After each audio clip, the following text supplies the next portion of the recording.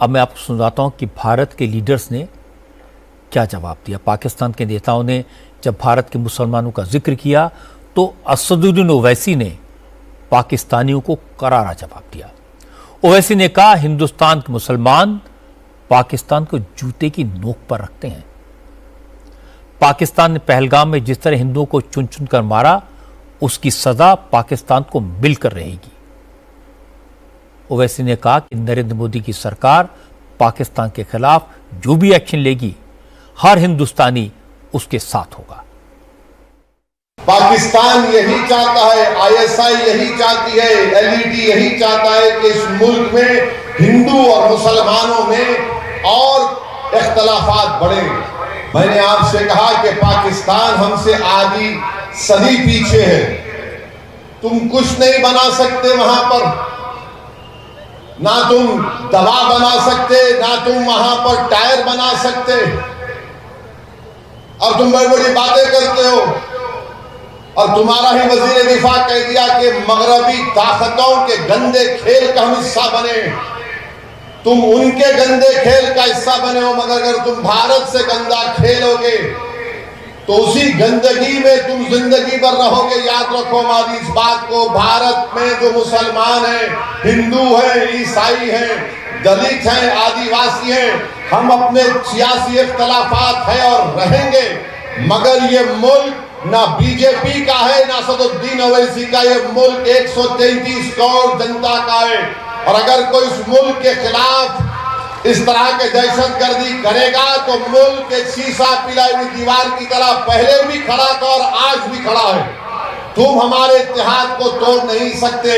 हमारे बुजुर्गों ने 47 में जिना के पैगाम को अपनी जूती पर रखकर उसको ठुकरा दिया था।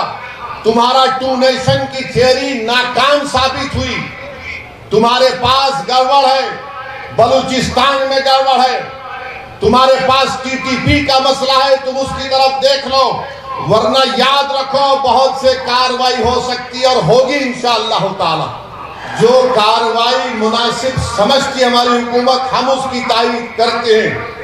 ये बार बार पाकिस्तान ये कहता है कि हम न्यूक्लियर बॉम्ब हमारे पास है, एटॉमिक बॉम्ब है। याद रखिए, अगर आप किसी मुल्क के अंदर जाकर मासूम लोगों को मारेंगे तो कोई भी मुल्क खामोश नहीं बैठने वाला है, चाहे हुकूमत किसी की भी हो। मगर इस तरह से आकर हमारी भारत की सरजमीन पर हमला करना और मजहब पूछकर किसी को गोली मारना, तुम कौन से दीन की बात कर रहे हो? तुम तो खवारिज से बदतर हो, तुम तो आईसिस के जानशीन हो जो हरकत किए हैं। असदुद्दीन ओवैसी ने जो कहा वो भारत के मुसलमानों का सेंटिमेंट है। उमर अब्दुल्ला ने जम्मू कश्मीर के असेंबली में जो कहा वो कश्मीर के लोगों की भावनाओं को व्यक्त करता है। 22 अप्रैल की दुखदाई घटना के बाद जुमे के दिन श्रीनगर की जामा मस्जिद में जो 2 मिनट का मौन रखा गया, उसका मैसेज बड़ा क्लियर था। पहली बार मौलानाओं ने कहा मजहब पूछकर गोली मारना इस्लाम के खिलाफ है।